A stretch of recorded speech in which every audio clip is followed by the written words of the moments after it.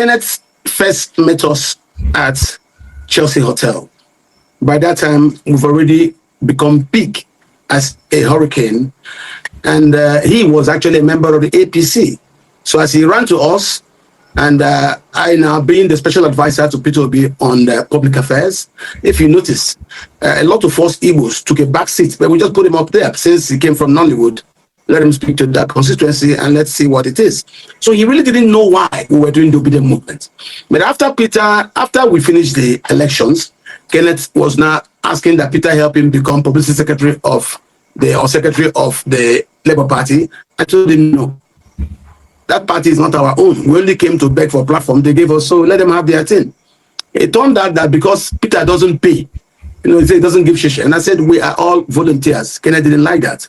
I think he has run into Atiku. Atiku has now dollarized him, and that's why it is. He's now speaking just for Atiku. On a bombshell. Could it be the reason why Kenneth Okonkwo suddenly dropped Peter Obi and started campaigning for Atiku? You know Atiku now, dollar man. Atiku has dollarized Kenneth Okonkwo. Could it be the reason? Anyways, election period is the time you usually hear stories. When you hear people's profile. This election period, that period is usually interesting. Somebody you don't know before. Election period, you get to know them, you get to know more about them and know what they stand for and know who they are and what they believe in. Whatever they are saying, if you are going to take their word for it, election period, you will know. You examine, assess them. So that period is coming again. But for now, this man, Dr. Katch, right? This man, he said a lot and he has been very vocal. He has been very vocal. He said a lot of things on this video. He exposed a lot of things. I just want you to take your time, listen to this video, what he said on this video. So we'll come back and talk about it. Anyways, if today is your first time coming across this YouTube channel, I'll be your guy. Run out for me. Subscribe, hit the notification button so that you don't miss updates like this. Very important. Do you understand? So please, let's go there. Let me quickly bring this video in for your imputation. Letter to become the president. That is strategy. If my own strategy this time around is that I am going to support a Northerner in 2027. Really? Yes. And it must be my condition to the Northerners. It must be a Northerner that the whole North will be willing to support. Like an Atiku. If the whole North is willing to support an Atiku, why not? Or so a Tambuwal. If the whole North is willing to support, why not? Or an Erufai. Good. The person must be qualified, must have experience, and if he has experience in the presidency, it's an added advantage. And when we put up anything from the South, that will push him through. Let me tell you. But would that be fair that there was an 8 years of Buhari, a 4 years, if the case is the way you put it, of Bola Tinubu, and then now the South has not had a share of 8 years in a rotation understanding of Nigeria, politically speaking? Would that be a fair game? Good. Thank you for this question. And let me use this opportunity to clarify. Now, listening to this, understanding that Kenneth Okonkwo is a mutual friend, is a friend, and is a brother, and he appeared to have received knocks from certain quarters, while some have really held him as a man of courage and outspokenness. What is your view on that statement? I will say Kenneth first met us at Chelsea Hotel. By that time, we've already become big as a hurricane, and he was actually a member of the APC. So as he ran to us, and I now being the special advisor to Peter Obi on public affairs, if you notice, a lot of us Igbos took a back seat, but we just put him up there since he came from Nollywood. Let him speak to that constituency and let's see what it is. So he really didn't know why we were doing the obedient movement. But after we finished the elections, Kenneth was now asking that Peter help him become publicity secretary of the Labour Party. I told him no. That party is not our own. We only came to beg for a platform they gave us, so let them have their thing. It turned out that because Peter doesn't pay, he said he doesn't give shish. And I said, we are all volunteers. Kenneth didn't like that. I think he has run into Atiku. Atiku has now dollarized him, and that's why it is.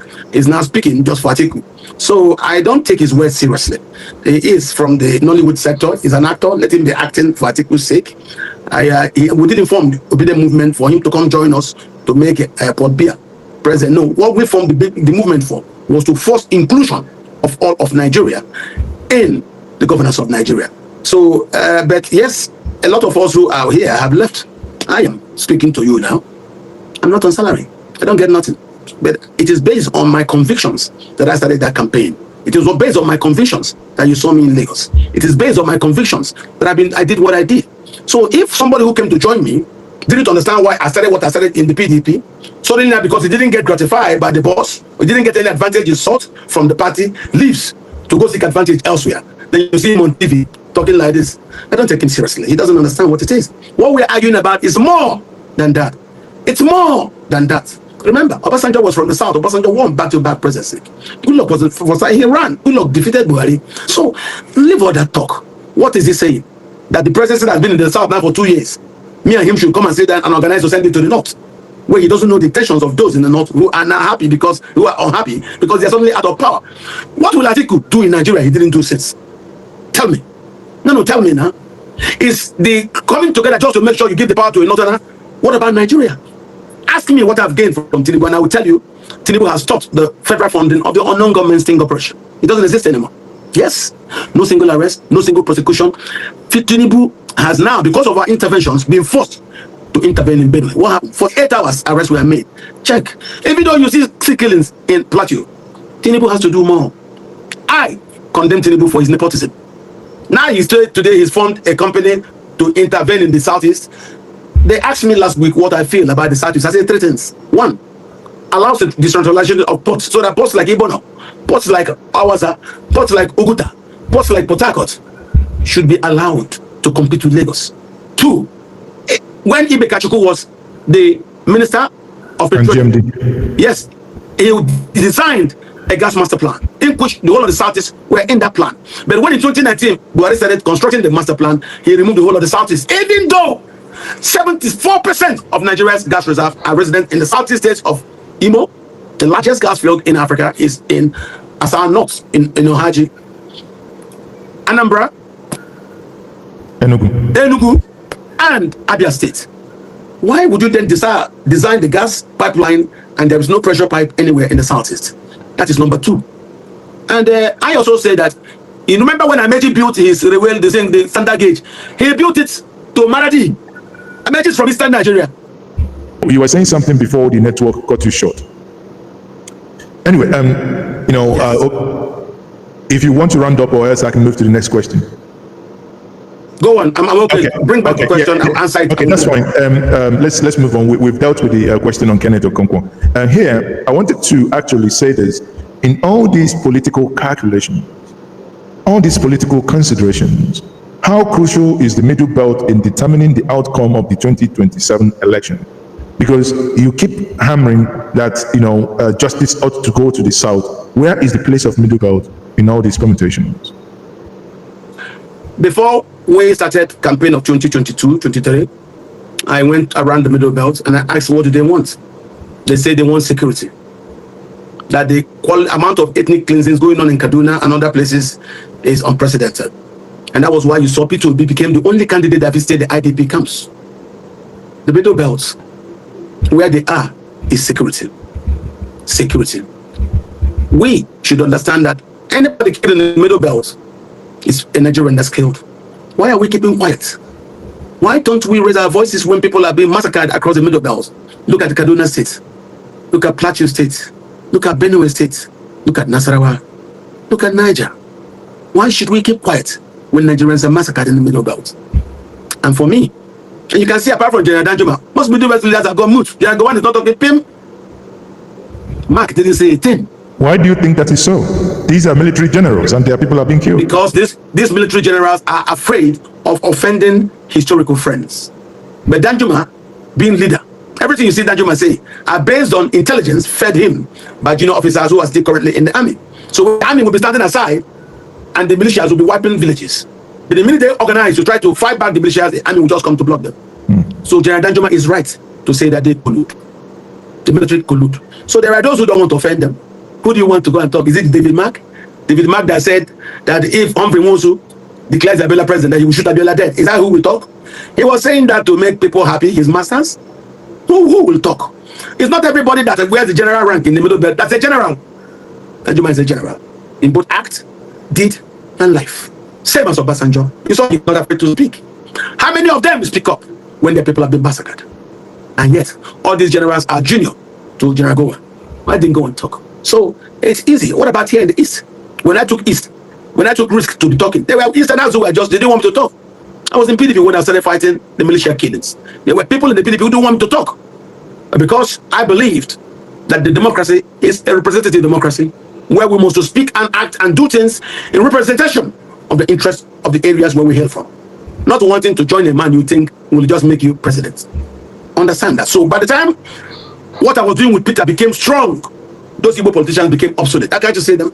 You not see them following Atiku about. You see them campaigning in the East for Atiku. They want to latch on to something to become relevant, just like the man you're calling, Kenneth Okonkwo. Who is he a politician? No. He joined us at Chase Hotel. Remember all Kenneth said, abusing Igbo people about joining Buhari. If they don't join Buhari, they will not be in the mainstream. The same Kenneth came to join me. Same Kenneth now is with Atiku. Forget these things. Some people don't have the intellectual strength to survive in what I'm doing. You need to have the intellectual capability to sustain over a long period of time. Not just to jump every train that is moving to Sokoto. It doesn't work that way, my dear brother. I have lost a lot, I know that. I have made a lot of enemies, I know that. But the more I sustain the propagation of my position, Nigerians came to understand it. When I started the following monologue on TV, most people didn't understand me. Today, they understand me. Tell me, is it wrong for me to say it? No. Government moved against me. I will go to channels to speak. I leave, they will call channels and then fine them 5 million. Why? It's just a strategy to make sure they don't bring me. If you bring me, they'll find me. Mine is to speak the truth. Let the community know. Let society know what's going on. But those who practice brown envelope journalism can take money from those people and say, okay, I don't go bring them again, maybe no can harass them. It's the truth. And that we must fix. Nigeria comes first. You can see with social media, we have incredible amount of spaces through which we can get out our opinions. And that's what it is. Okay, so considering, in alluding to this, considering the reoccurring security crisis across the Middle Belt, do you think insecurity could influence voting behavior and turnout in 2027? Now, don't you think the president, the current, presidency that came to power in what many will consider questionable circumstances, don't you think they would have to, increase the level of insecurity in order for either to scare people or make the region, or rather to suppress votes within that region? You think that's something that could, be phantomed? I don't think so. I don't think so. I believe insecurity will guide the voting pattern of the Middle Belt. I believe any candidate who is willing to speak to the insecurity and challenge those who kill Nigerians in industrial scale numbers will gain the support of the Middle Belt. I believe, as far as the Fulani militias continue to seek land across the Middle Belt, whoever that will be seen to fight for them will be who they will embrace. It's not Atiku. Atiku is too afraid to talk harshly against the Fulani militiamen. He seeks their acceptance. He doesn't want to offend their patrons. And of course, this is why Peter won in Plateau, won massively across the areas where this industrial scale ethnic cleansings are occurring. This is the truth. Forget what you say. That's why no single person will inherit the vote of the North. Buhari is gone, and a lot of the problem of the North is now centered again around insecurity. That's why you saw houses jubilated in Kano and in Katsina that Buhari has gone. So that insecurity that is in Hausa areas of northern Nigeria and also in a large squad of the insecurity, Middle Belt, will drive emotions and opinions in regards to the voting trends in the Middle Belt. So many believe that President Tinubu's administration has failed to deliver on its promises.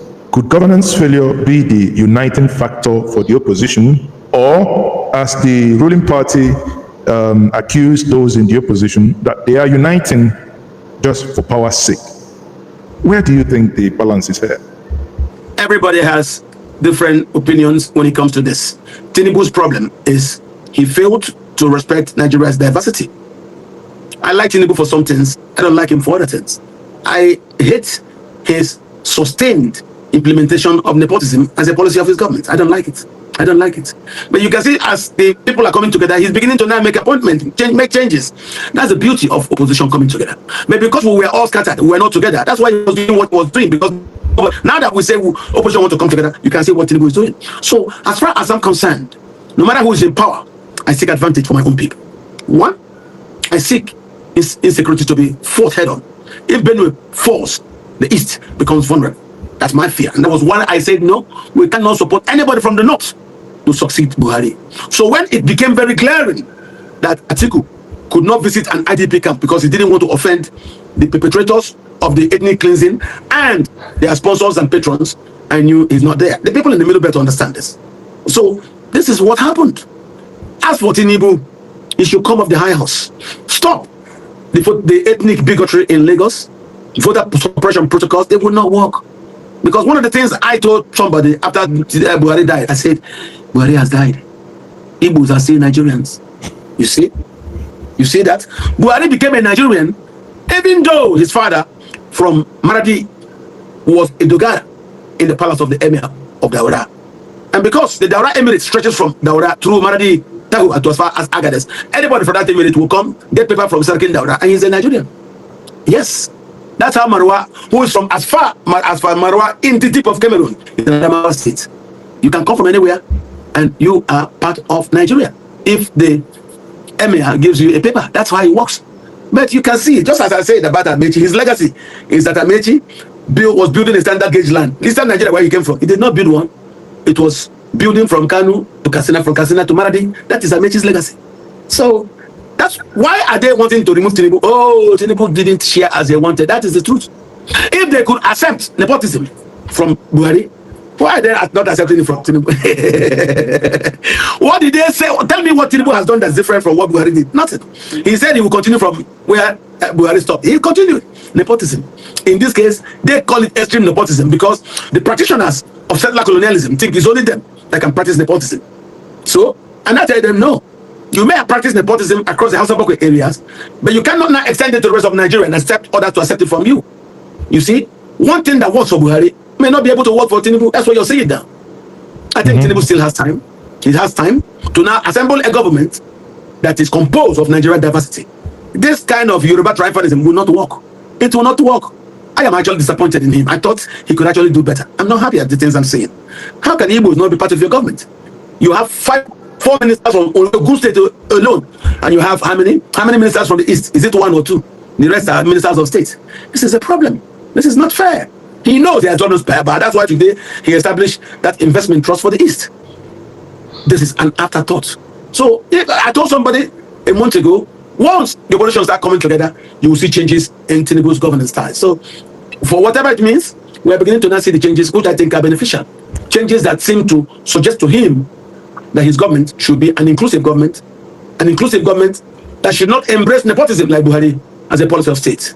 Okay. That's how I see it. Now, if I stay on the trajectory of your previous argument that you are pushing unapologetically that the opposition should zone the presidency to the south. In the south, we have a couple of individuals.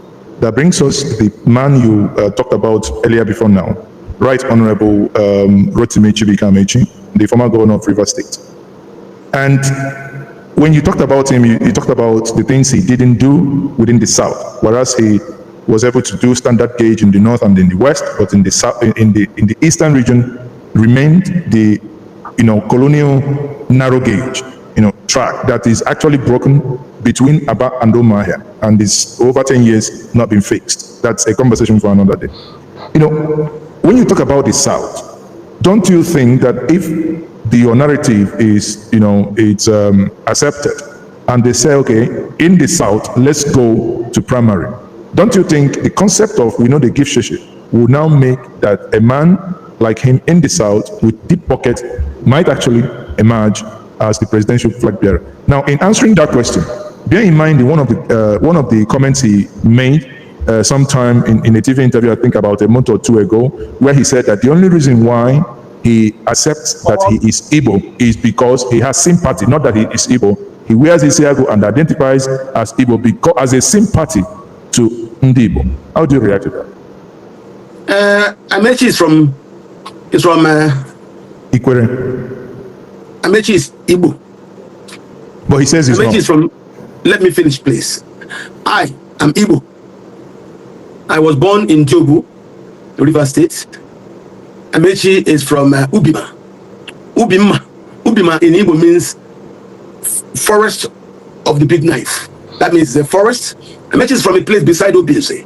In between Obi, after Amechi, so Ubima is, you have Obinze there, from Amaredu. But because of the civil war, when me and him were children growing up in River State, the army, the 30 section in Port Harcourt, told us to deny our Igbo-ness because the war was actually about the oil. So they felt the hydrocarbons were well occurring in River State, and they said we should deny our Igbo-ness. That was 1976. It was Senator Obi campaigning then. He said, no, I will never deny my Igbo-ness. Together with Chief Imaguma, they said they wouldn't deny their Igbo-ness. Others followed the armies and they denied their Igbo-ness. We went to election. Chief Obiwale won the election in a landslide.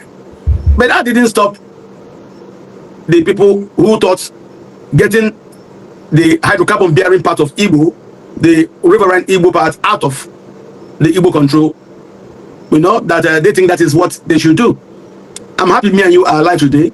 Amechi's fellow Ikwere man, Senator Mbata, is the President General for Igbo. So, to be honest to you, when Peter denied Jesus, it was an act of convenience.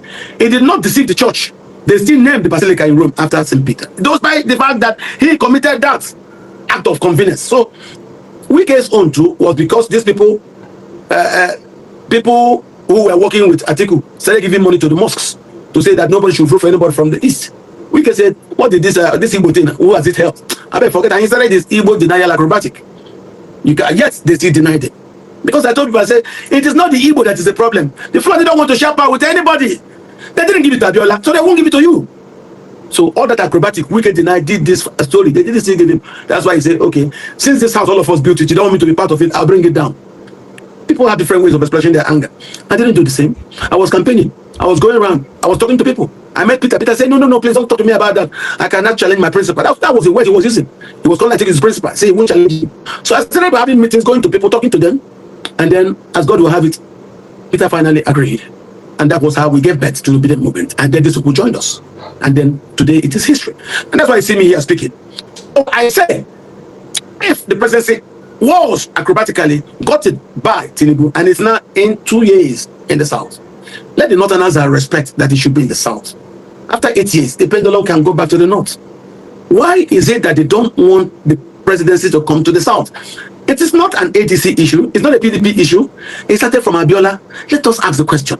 Atiku, who became a Nigerian in 1961, why is he not allowing other Nigerians to feel inclusive in the governance of Nigeria? This is a problem for us.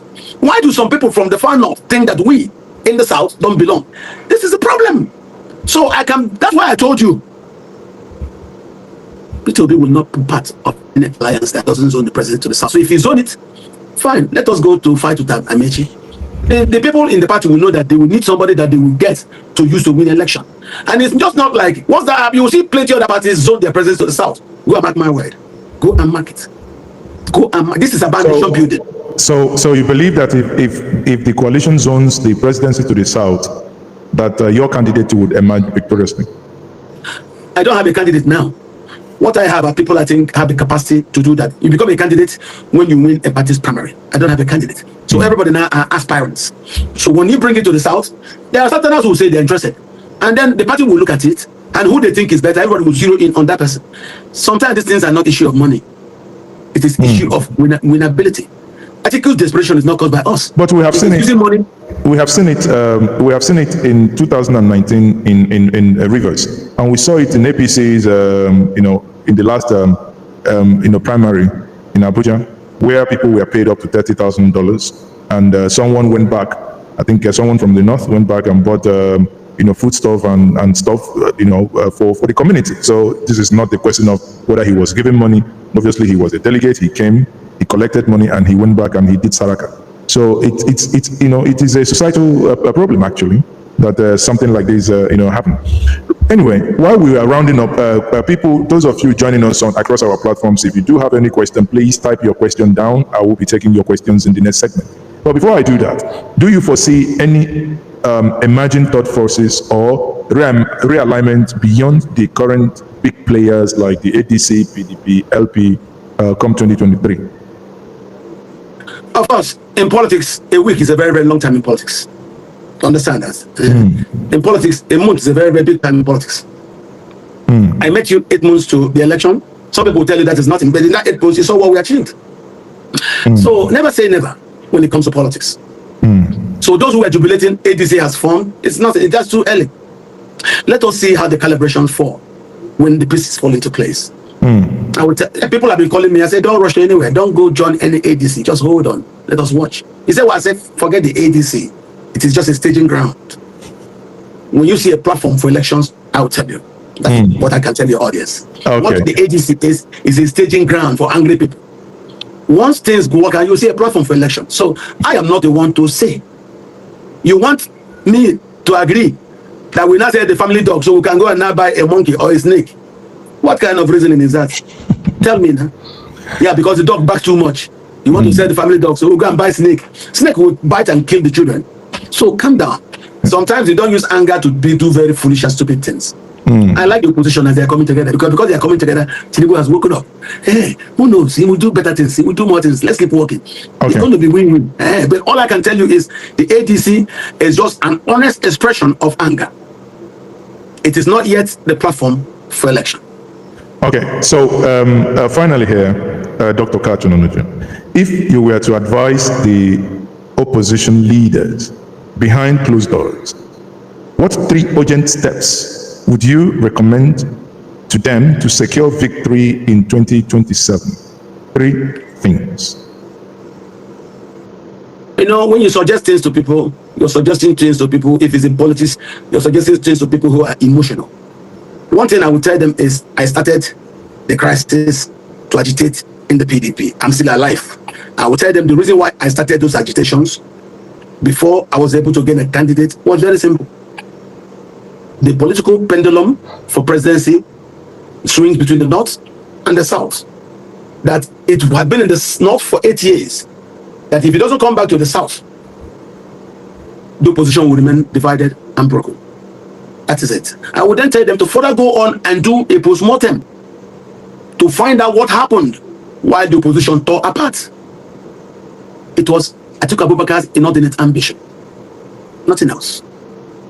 If they now understand that, they would then say, what do we do? I will say, the 3 things I will advise you, look at what the PDP did in 2019. When they saw that they imploded, when the Northerners went to do MPDP and helped to form a coalition that bettered the Buhari presidency, now that you want to unite your position, do what the PDP did in 2019. Which the PDP have now told Atiku that they will do by zoning the presidency to the South, and that's why you see Atiku now have left and try to form what he called a coalition.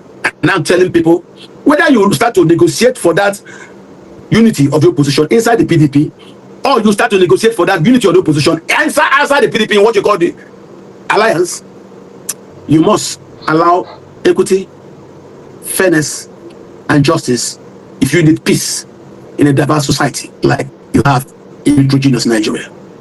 The South are very important. Our fathers used to be afraid of soldiers and we didn't talk. Our sons' education have now made them in a democracy to be more assertive. That's why even before I could say anything to them, they were organizing. They were using their own money to build for us an organic network. This is the truth. This is the truth. All of us were shocked how the young people were spending their own money, organizing, even people abroad who saw what we were doing. And I will tell them the reason that started before I got Doing to join me, may his memory rest in peace. I knew Doing in the 90s. I would leave my house at Allen Avenue because I lived on Oluwalemu Street, and I tried to Doing's house at Ilubeju. That was how we became friendly. That's why we were close. That's how anything politics would be there. I would call Omaba Nibolonwa. He would tell me and I would go and meet him. I was always comfortable with him. So when he did his 60th birthday and he said, Katch, what do we do? I say, Omaba, we're not getting younger. Let us do certain presidency. If it doesn't work, then we can go follow and the percentage will try it. He said, but we don't. I said, I will find candidates. And I started looking at people. We didn't have. Then the Northern former governor called me and said, Katch, I said, sir, you want the thing to work? I said, what do you mean, sir? I said, this is your thing. You know me. Go and fight Peter. I said, what do you mean go and fight Peter? I said, your people have money, but they don't put it in politics. In 2019, Peter brought money to Atiku. To put that kind of money in politics. That was why after Atiku emerged, and all those leaders like Egodemati, the other people, they were not getting ready to go to Atiku's place. They were in their car when they had inside the radio broadcast Atiku was announced Peter Obi. And that was also what I told Peter. I said, look, this business, as far as I can get my information right, it is the man who brings the money to pay when you're going to beggar to buy a motor. That is the man that stays in front of the motor when they are testing that motor. And in this case, Patrick Ifeanyi Okowa is the man funding Atiku. There is no way you will be allowed to stay in front of that motor when they secure it at the primaries. He said what? I said Okonkwo is the person.